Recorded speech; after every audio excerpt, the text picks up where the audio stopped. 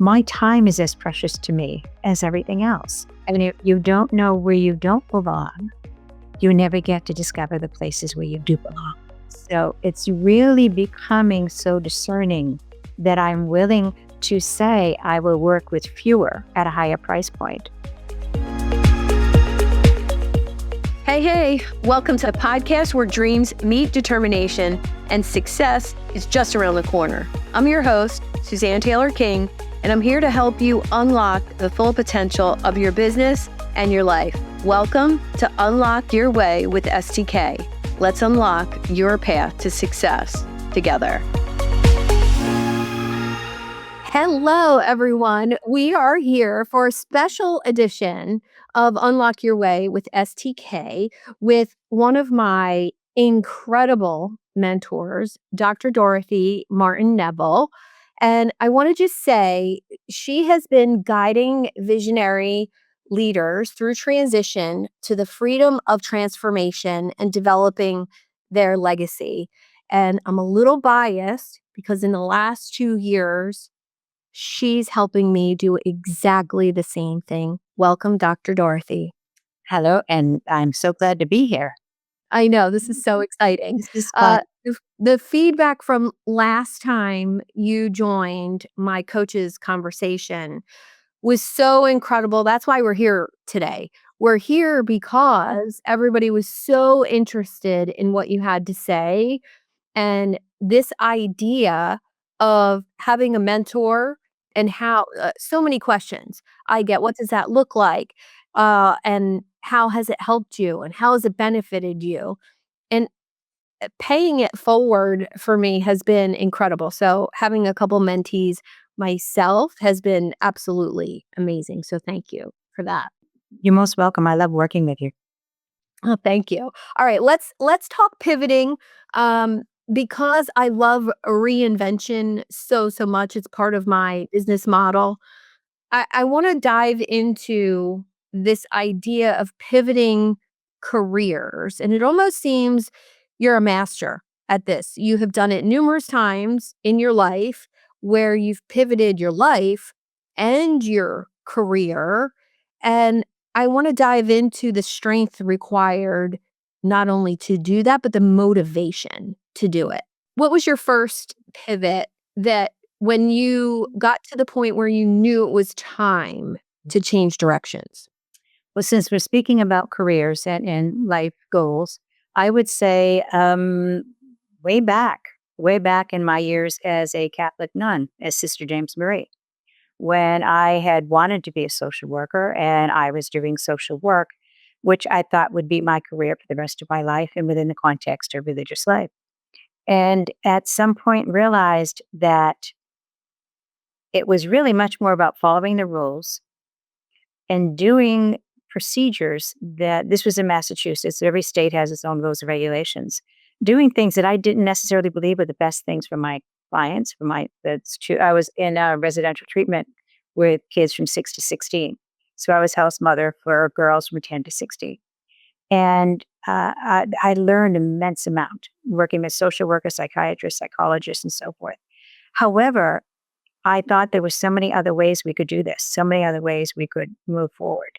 And at the same time, being in religious life, I started to feel that my life was becoming smaller and smaller and smaller. And some people may say, obviously, but that's not the truth. There were so many blessings, so many wonderful parts of being religious life.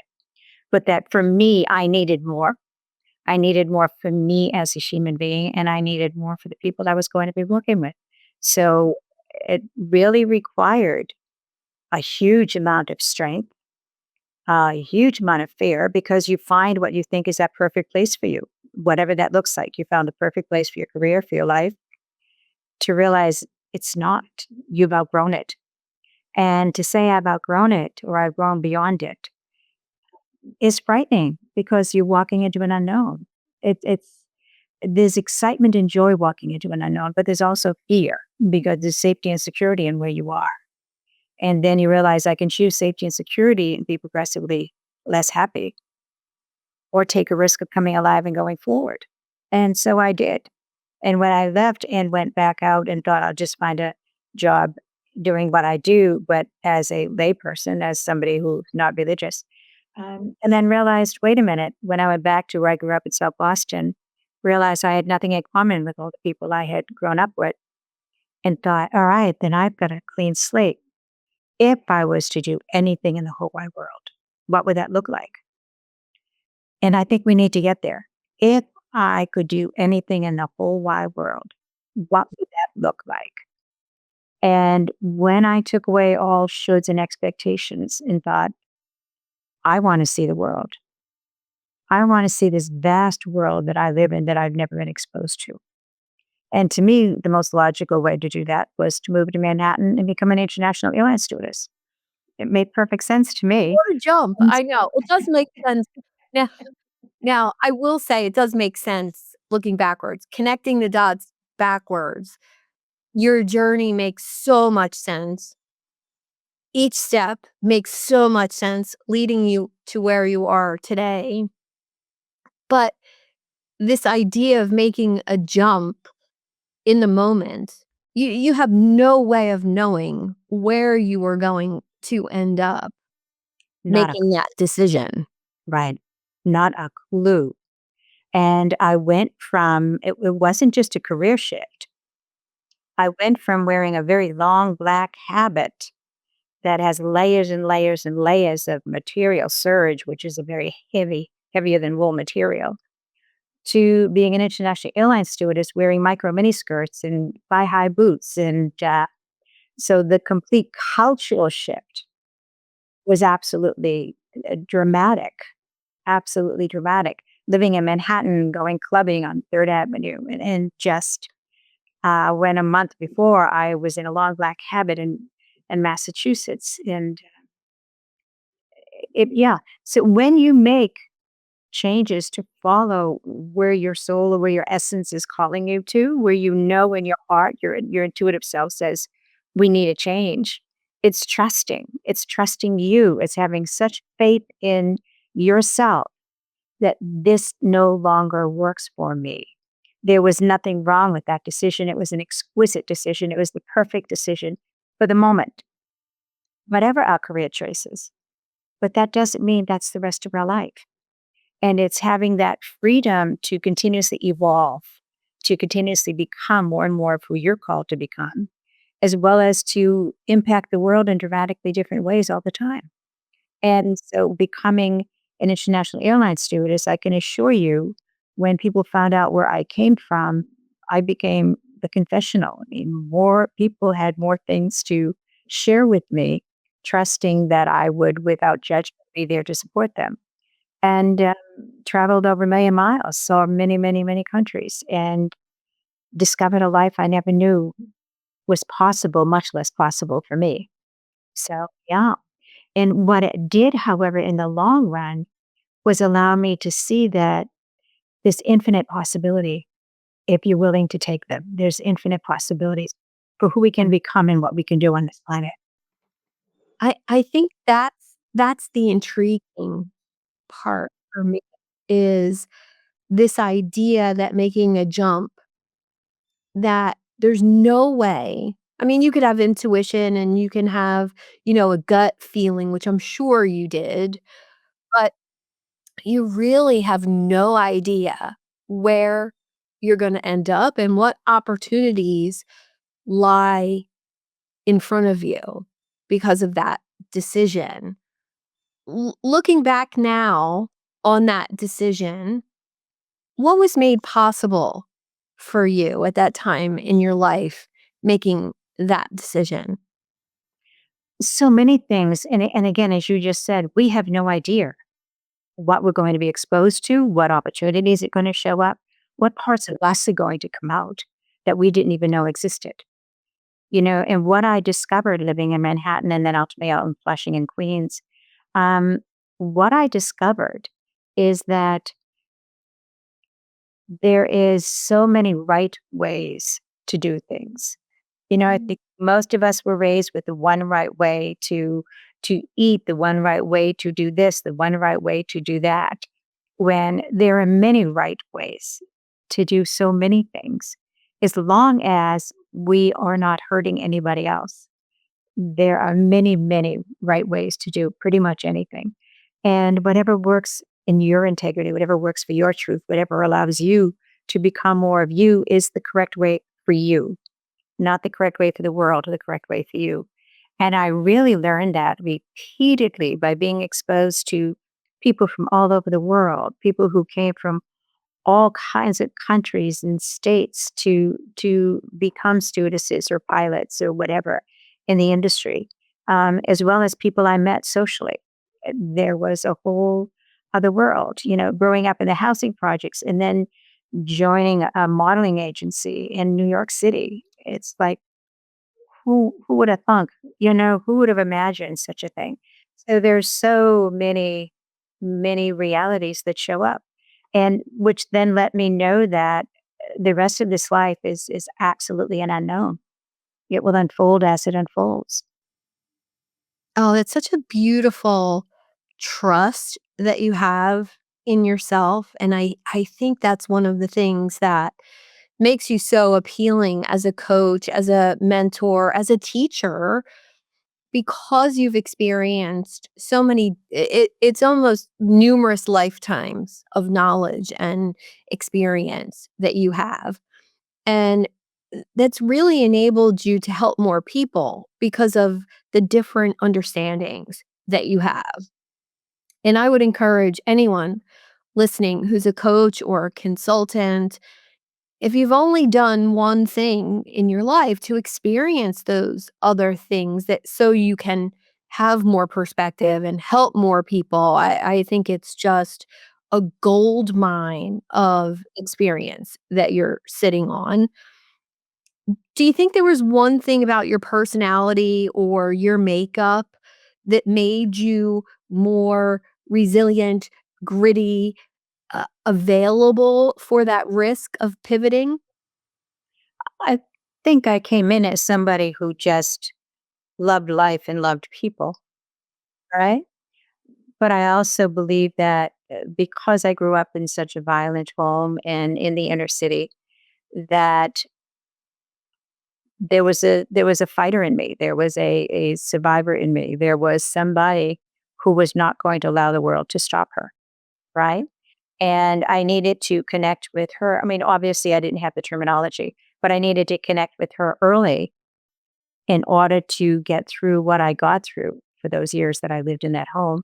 And that just said, okay, I can do this. I can do this. They may keep telling me it's impossible. So I've heard it's impossible most of my life. But, knowing that that's a perspective and that's all it is a perspective. And so that's never been a stopper for me. It can't be done unless it can be, you know? I don't fight opposition. I just walk around it. And somebody says to me, "Oh, that's not possible." Okay. All right. I'm not going to argue with you about it. I'm just going to walk around you and keep on going and have it happen. So I don't waste my time in battle. Life's too short.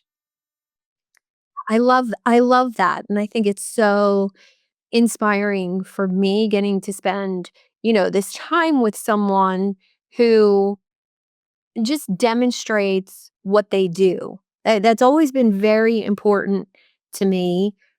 I can remember being 16 and working for a dentist who was my first mentor, and I can actually look back and thank Dr. Timms, for teaching me how to treat people.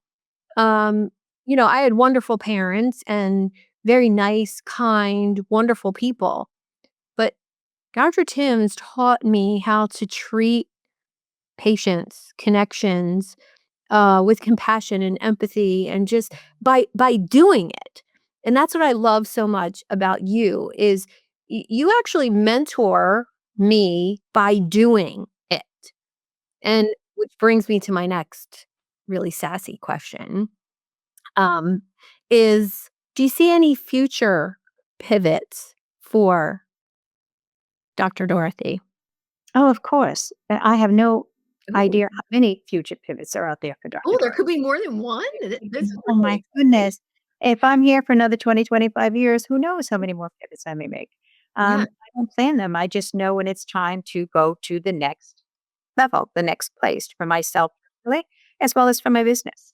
And I formed numerous companies. And so it's who knows what the future holds. Right. And at this point, I'm aware that I love the work I do, but it's time to scale the business. It's time to take it to another level. I love the challenge. I love the part of me that gets to grow and move into another way of being and to present myself and my work to the world in a different way. And so that's exciting for me. It causes me to keep expanding and why not? Well, Stagnation? why No. not?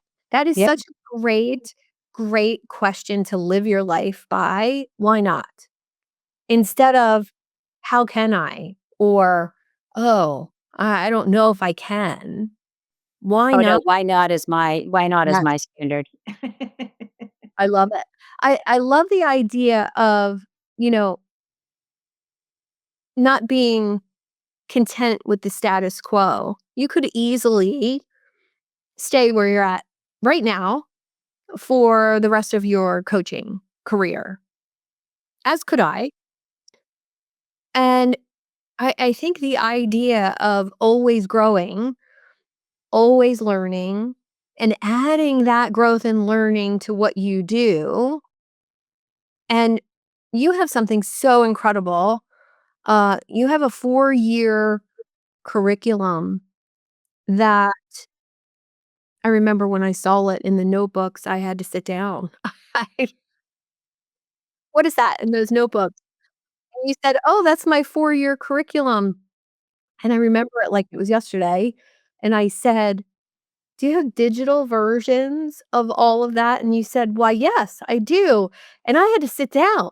I had to, like, take a moment because so few coaches, consultants have their own intellectual property like that, and it really stands out to me. So let's talk a little bit about intellectual property that you've developed over the years and how you use that with your coaching clients. Because I think this is really transformational when you think about energy, the energetics of leadership, the energetics of being a leader, a CEO, a coach. You talk about the energetics of that, and you have a 4-year curriculum that's in energy medicine. Let's talk about that connection a little bit. Well, I had a school for 19 years, the Institute of Healing Arts and Sciences, which I founded. And it was my work and based on the psychodynamics of health.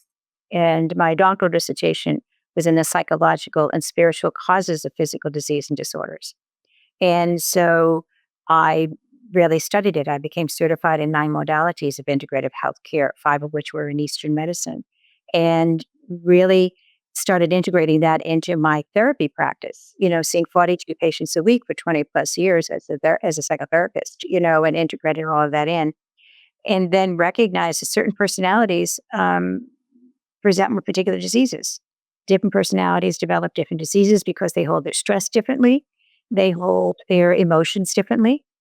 Some are more prone to depression, some more prone to anxiety, some more prone to rage, and so forth. And that impacts your energy, which impacts your physical, emotional, and spiritual health. And so looking at all of that, I just happen to see patterns. We all have different strengths. You're an amazing woman with systems. I happen to see patterns everywhere. And so I noticed the patterns, created some work, and then started teaching it just in 6-week courses. And people said to me, "You've got to do a structured program." I did a 2-year program. They said, "We don't want to graduate. You need a 3-year program," and eventually became a 4-year program. And my 3rd and 4th year students who were physicians and nurses and occupational therapists, massage therapists, physical therapists, and some wanted to be healers. So the 3rd and 4th year students were required to do medical internships. So we opened up integrative health departments at a number of hospitals across the country, Canada and Australia and in the Caribbean, because people were flying in from all over to study with me because we were the only school in the country that did a 4-year program that also had a 2-year medical internship program. So we were affiliated with hospitals, as I said, across the country and out of the country. And so I took that work. Eventually, after 19 years, I closed the school for numerous reasons, too much to go into here, and decided to take that curriculum and look at how it applied to the leaders I was working with, right? So translating that from personality constructs into leadership styles wasn't that difficult at all. But for me, that's just how my mind works. So that wasn't hard. So I created the 5 styles of leadership versus 5 styles of personality development. And really looked and saw, tested when you research and you come up with ideas, you best watch, you best research your own research, right? If you're going to have any credibility, even in your own integrity. So I watched and watched and watched, and it worked. And so I developed a leadership self-assessment tool that really supports them. Obviously, it's not as extensive as a 4-year curriculum, but it's there to support people, and it's free on my website for people to take this leadership self-assessment tool to look at their style of leadership, the strengths that go with that style, the vulnerabilities that go with that style, the belief systems that go with that style, the relationship patterns that go with that style, and the physical diseases that they are more predisposed to because each style holds their stress differently, as I said earlier. And I just love the work. It supports me with every one of the leaders I work with for them to see. At this point in my world, having done this for decades, I can identify people really quickly, but that's not what's important. I want them to identify themselves so that they have the ability to say, "Ooh, I thought that was coincidental." No, it's not coincidental. This is your style, and this is why this particular thing exists. And when it's the strengths, I can help them expand it. If it's vulnerabilities, we're always going to have those vulnerabilities, right? But we can minimize their impact in our life. And so that's really the work I do, part of the work I do in working with my leaders. Yeah, and I so one of the things that comes up when you're describing this is really leadership has to start with knowing yourself as the leader, right? We can't lead others. We can't I mean, from being a coach and having one client or, being a speaker to an author, you can't lead other people and share your knowledge with the world unless you know yourself. And these connections that you're talking about, seeing the connections between the energetics, your personality, your relationships, the illnesses that are attracted to you. And I say attracted to you because I truly believe that you can decide with many illnesses whether you have it or not.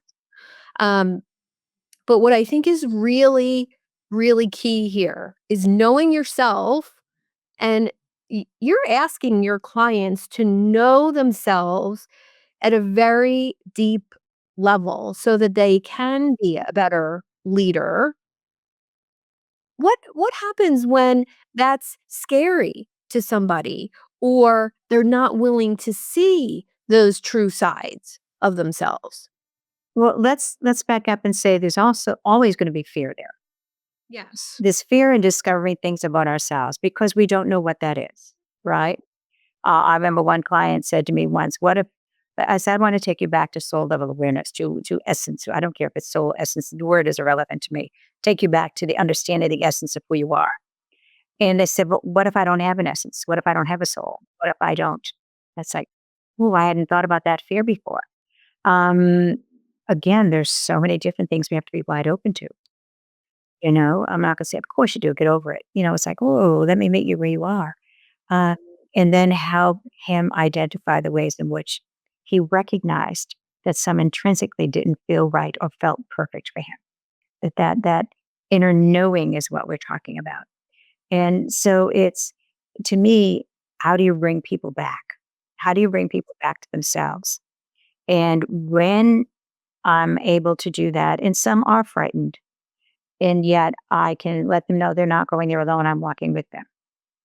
And then there are those that refuse to do this level of work. They don't want it. That's okay. I'm not meant to work with every person on the planet. Yeah. And this where as a coach, we need to know that not everybody is our client Mhm. and not everybody should be. our client, Very true. right? And so we need to recognize we're not failing if every single person we meet does not want to work with us. Mm. We're not right for many people. And we're here to serve those for whom there's an energetic match, those for whom we can really create an intimate relationship with emotionally and spiritually, so that we can best support them becoming who they're meant to become in order to do what they came here to do. Yeah. I I think that's so important to remember, especially I mean, I'll just say for me, you know, 3, 4 years ago, thinking, "Well, I'm not doing as well as I had hoped, and I wasn't serving at the level I was capable of serving at," and I knew it, I felt it, but I didn't know why, and it was only through the self-evaluation and assessments and conversations and energy work, inner child work. I mean, I can't even describe how many different modalities I searched for finding that thing within me that would bring the confidence, bring the awareness, bring and I think it all comes back to trust, trusting of yourself. You do this so, so well. You trust your intuition, your guidance, your knowledge. Um, let's talk a little bit about how that skill as a coach really is the thing that uplevels your coaching practice. I believe that anybody that chooses to be a leader, and a coach is a leader because you're leading somebody down a path of self awareness, down a path of personal and professional growth, that anybody who is doing that is in integrity obligated to have done that work themselves. Let's say that again All for the right. people in the back.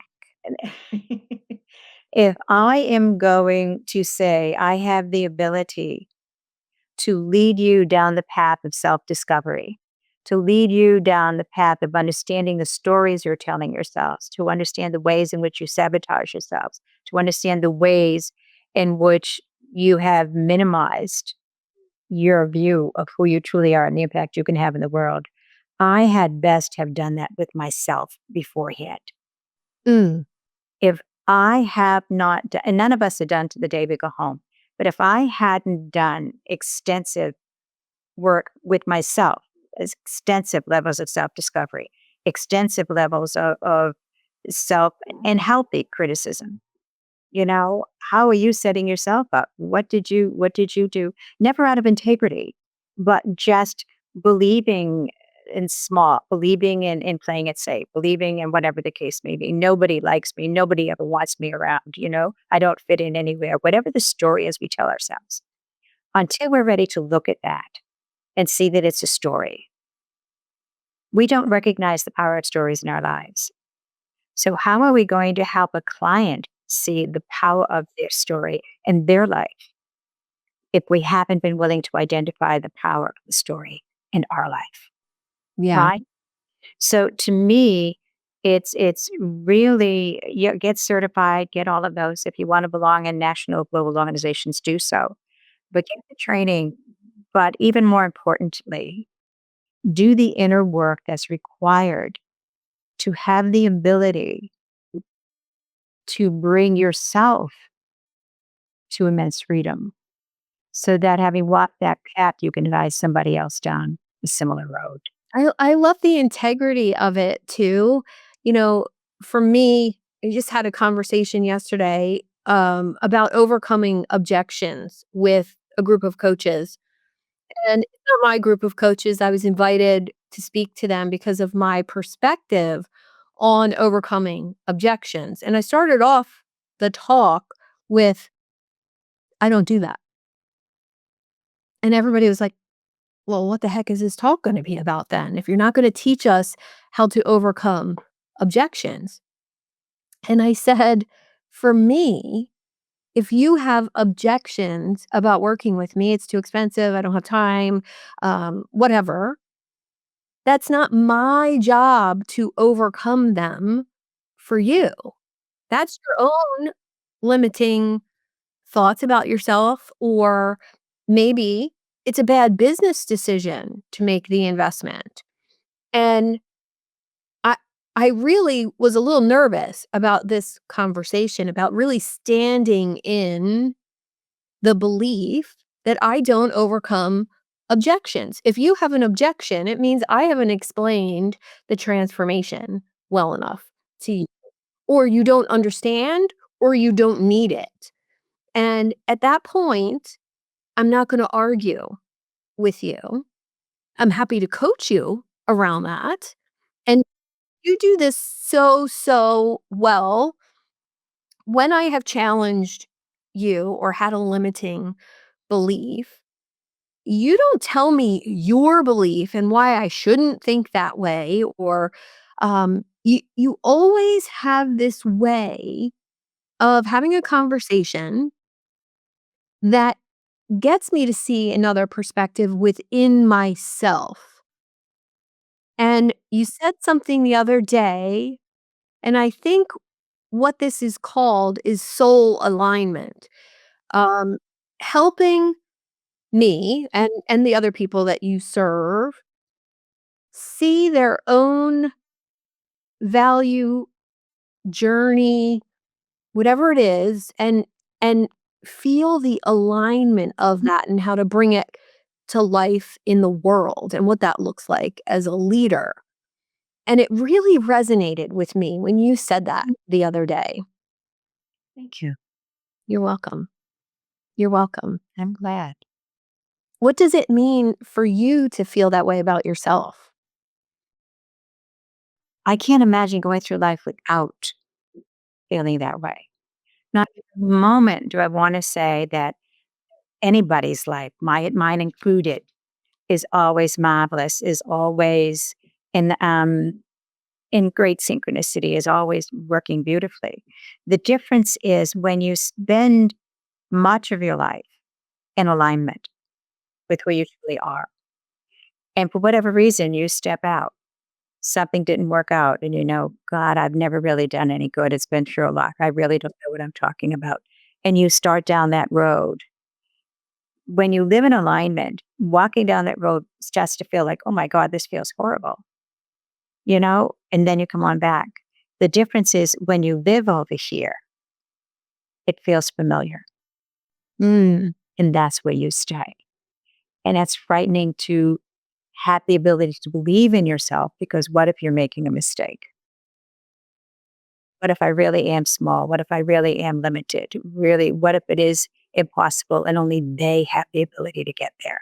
I'm meant to be back here, right? For somebody to say, that might be the truth, and maybe it isn't. What if we just took a risk for, sure, let's take a month, 2 months, and take a risk of growing and see what it feels like. And you can always go back, knowing I can always go back to being small, you know. Um, all right, then I'm willing to take a risk and come out with the awareness that once you experience freedom, I'm fully aware you'll never be able to go back there, right? Once you start coming alive, you'll never be able to go back there. But again, it's not forcing a belief system on somebody. It's asking if they're ready, asking if they want to go to the next level. And it's, they may be here and their ideal is to get there, but I see they're capable of this, yeah. right? As we're getting to their dream, and I can mention, yeah, that's one option. Who knows what we'll discover once we get there? Then, because they see movement taking place, there's an awareness that, whoa, I can really grow. This feels good. I like this. And so as we get closer, and I say, who knows, when we get there, you may not be content. You may recognize there's so much more that you can do with the world and so much more you can become. Then it's far less frightening because they've Mm, had the experience of evolution. They've had the experience of expansion, right? yeah. It's, I just think of my granddaughter when she was 4 or 5 years old, and somebody she knew was going away to college. And she said, I don't ever want to go to college, Nana, because that's scary. I don't want to leave mommy and daddy. That's scary. I said, honey, by the time you're ready to go to college, you're going to love the idea, you know? But right now, you're way too young, sweetheart, to think about it. You don't have to go to college. No, you don't, honey. You don't ever have to go to college if you don't want to. But by the time you're old enough, you may decide you like the idea. Oh, okay, Nana, but I'm going to stay right here with mommy. So then Yeah. you go, Yeah, girl. my son said something very similar at about 4 or 5. He said, "When I go to college," like his cousin, "will you come with me?" Yeah. And Darrell at 18, he does not want his mother coming with him. You know, but it's honoring. This is where they are. These are the fears. This is what's here. That's okay. I'm not going to force you at this point to believe in what I see for you, right? And that's, in my school for 19 years, I kept saying to everybody, respect their timing as well as their process, because their timing and your timing for them may not be the same, but we have to respect somebody's timing as well as the process. Keep offering them an option, and they have the right to refuse it. It's not about our ego, it's about their journey. And Yeah, I that's, think as yeah. a coach, that's super important. I've noticed, different little frustrations with clients over the years where I wanted them to hurry up or where I wanted to just get the work done. Like, "Oh, hurry up and do that thing so we can go do this thing over here." And really that over here was a little scary. So And they then weren't that was about you. This is because I'm gonna love that being here with you, right? So it's all uh-huh. about me. So Yeah. you're paying me to work with me, and it's all about me. Actually, I don't Yeah. think it is. I think it's all about them, you know? But that was part of that whole, upgrading your coaching skills. That's really the skill. It's not another certification, and I chased those for years. It's not another certification. It wasn't, some worksheet that I hadn't developed yet. It was really the ability of knowing where I'm at, knowing where you're at, and I meet you where you're at, and we go where you want to go. There's a difference here. If you're also or simultaneously, you're focused on this client while you're with them. You're absolutely present with them when you're with them. When you're not with them, hopefully you work on your business as well as in your business, right? So if you're working on your business, you're aware that I need to grow me and my business. Whether that's just expanding it or scaling it, all that's up to you. But that's a personal choice. But that level of constant growth on your part is going to have you invested in your own journey. So you don't need to invest yourself in their journey. You can let that be about them because you're over here invested in your own journey. Yeah. So important. Again, your own process never ends till the day you go home or the day you die, whatever, however you see that. That's your journey. And if you forget that you exist, you start expecting too much of the people you work with. That's gold right there. Yeah. Thank you for that. That's really, really important. All right, last question. This is all about positioning. When we talked a couple weeks ago, we talked about pricing. And, there's so many claims out there of teaching you to be a high ticket coach. There's also this myth that you just decide to charge whether it's 10,000 or 100,000 or 1,000,000, that anyone can just make that decision and charge that amount. I disagree with that a little bit or a lot of it.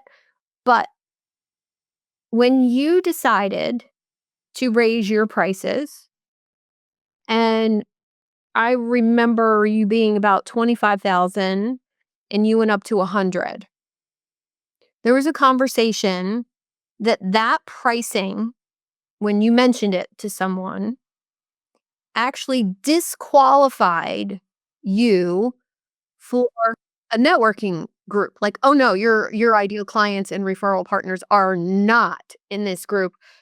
Don't bother coming." Let's talk about that a little bit because the life-changing People complain about not being in the right rooms, not meeting the right people. And I really believe that by you being transparent about your coaching packages starting at 100K, positioned you not only to be in certain groups, but to not be, which might be more important. Let's talk about that. Well, I went from 25 to 50, and then I stayed at 50 for a few years, and then went to 100. And what happens is that if you're going to ask more, you better become more, right? So if I'm going to increase my price, I better increase my value, which means I have to grow as a person, and I have to grow more in my skill set. Again, another reason to say as a coach, we need to keep growing. As a coach of anybody in service, we need to keep growing. But what ends up happening is, but when you say, and for me, it was in working it with that person who was at the $50,000 level, I wanted somebody who was going to challenge me more. I wanted somebody who was going to call more out of me. I wanted somebody who was going to make it more of an adventure for me, right? And so that meant they needed to be more present, more developed, more aware in their own business skills and in their own personal skills. So that meant asking a higher fee because it would change my audience, which would change me, right? So we all got to win. Plus, I truly believe that those of us who are called to work with leaders, have an obligation to bring healthy leadership back, Mm, okay? To create healthy leadership, which is continuous transformation in the leaders. As they continue to grow, they have more and more to offer to themselves as well as to. And so when you know that this is the audience I now want to work with, what it says, this is the audience I don't want to work with, right. right? So whenever you make a decision, you're turning away from something. If I choose to have chicken for dinner tonight, that means I'm not having pork or beef or fish or whatever else, right? Every choice we make has a cost. So the cost of making a choice to work with that level of audience means I don't work here. Now, I've always done give back. So part of my give back is I forever have done it. Right now, I see 4 people on Husky a week as a therapist, which is Medicaid, right? So that's my give back. So it's not as if I'm saying I don't ever want to work with people who aren't at this level. I will do give back, but philanthropic work is very different than my career, right? So what happens is that being the case, when I was at a meeting with somebody, another coach, and she said, "Hi, I haven't seen you in forever." And I said, "Yeah, I happen to have an evening free and I wanted to check this out, see if this is my people that are in this group." And she said, "Yeah, I've got a lot of people here. I think you're going to love it." And I said, "Great." I said, "What? Tell me about your packages." She said, "Well, I charge $1,000 for 3 months." And I said, "Oh, I don't." And she said, "Well, what do you charge?" I said, I started 100,000 for the year." She goes, "Oh God, no, no, these ain't your people, you know?" And I said, "Oh, I had no idea, which is why I came. You don't know until you explore, right?" She said, "No, no." She said, "I've worked with many of the people here. They're much more in my bracket." She goes, "I love seeing many, many people. And so I charge that price point because I get to work with many, many different people." And I said, "Oh, I prefer to work with a few select at a real deep level of transformation." Um, she said, "Yeah, I know those people out here," which was a wonderful gift because my time is as precious to me as everything else. And if you don't know where you don't belong, you never get to discover the places where you do belong. Beautifully said. So it's really becoming so discerning that I'm willing to say I will work with fewer at a higher price point versus many at a lower price point. And again, there's no right way to do this. This is my way. after decades as a psychologist, and then now a couple decades as a coach. I get to decide this is the group I want to work with. And so it's very discerning about where I spend my networking time, where I'm willing to travel to meet people at an event, and what those events are going to be. And it saves a lot of wasted time, a lot of wasted trips, a lot of really ineffective networking. You've got to be so discerning, and that's really important. That's not judgmental, that's discerning. You've got to be very discerning. This is my audience, this isn't. Yeah. Well, you spend a lot of time knowing who your ideal client was. You're very clear on that. So, when you're at a conference, like the one we were at last year, and you met numerous ideal clients. Now, do they become clients that weekend? No. The higher fee you charge, the more in-depth the transformation, the longer the sales process. And that's such a good reminder that, meeting people who are your ideal clients, they have no idea that they're your ideal client until you're in relationship with them. And that's also when I go to those events, I hook up with the presenters. I don't hook up with the audience necessarily because the presenters, the organizers, are going to be much more likely my audience than the people who are sitting in the seats. Now, I'm not saying exclusionary because there are times people sitting in those seats are exactly my audience. Mhm. But I want to look at the vendors. I want to look at the presenters. I want to look at the organizers Yes. because it's much more likely. And as I'm there speaking and meeting anybody and everybody, I know who I want to work with and who I don't. Yeah. So when somebody says, I'm thinking maybe sort of, I'm thinking about a coach. I've never worked with one before. And I say, how sweet.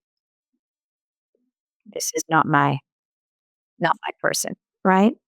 And treat them with absolute respect and just who am I here to meet? What am I here to do? Yeah. And to make it worth my flying in or make it worth my whatever. Yeah. So, and always treat everybody with respect. Always, always with respect and dignity. But know where do I want to spend my time? Yeah. It really, again, calls us to know who we are, who our audience is, what it is I bring to the table. So I can clearly say, this is what I bring to the table. And know that in one of mine, we can close with this. One of my clients is written on my website, and we posted it says she holds your heart while she kicks your ass. And it was a powerful woman in charge of a whole one of the major hospitals in this country, a major division of that hospital. And she knew that if I choose to work with you, there will be absolutely non-judgmental, unconditional love and support for who you are as a person, as well as who you are as a leader. And simultaneously, I will have immense compassion. And when I see you telling your stories of making yourself small, of holding yourself back, it's like, are you out of your damn mind? Let's take a look at this again. And so no, I don't want to play games with you. You do not pay me this price point to play games with you. You pay me this price point in order to be real, in order to be honest, in order to take you where you're capable of going. That's what I want to do. I want to do that because again, at that point, I'm not dealing with somebody who's just beginning as when I was in doing therapies, um, who's just thinking, I don't know that I'm worthy. They've already had great success. They've already had great success. They know they can do this. They're getting in their own way to take it further. And now this may be in their relationships, in their personal lives. But if business impacts your life impacts business, right? So you're never doing one. You're always working with both areas of somebody's life. Oh, yeah. And um, why not? All right. Yeah. This has been an absolute joy. Oh, it's been amazing. Thank you so much for being vulnerable and willing and transparent and incredible as always. Thank you, Hut. You're welcome. Have a great one. Bye-bye. Thank you for tuning in to another empowering episode of Unlock Your Way. I hope you found today's discussion inspiring and you're ready to take your business and personal growth to that next level. If you're feeling as fired up as I am and eager to unlock that full potential, I'm here to help you on your journey and provide that personalized guidance tailored to your unique goals and challenges. Simply book a one-on-one coaching call with me and we'll dive deep into your business aspirations and see how we could co-create a roadmap for your success. And whether you're striving to scale an enterprise or just getting started, I'm here to support you every step of the way.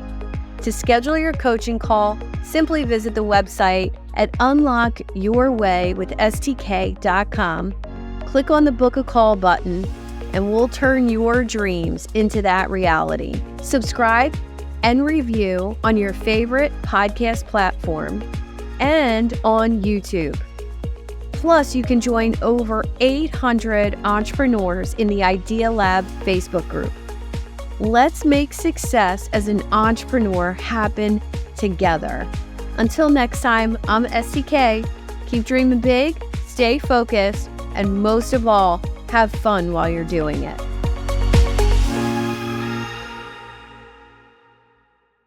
This show is powered by Media Leads. To get your next great podcast produced, go to MediaLeadsCo.com.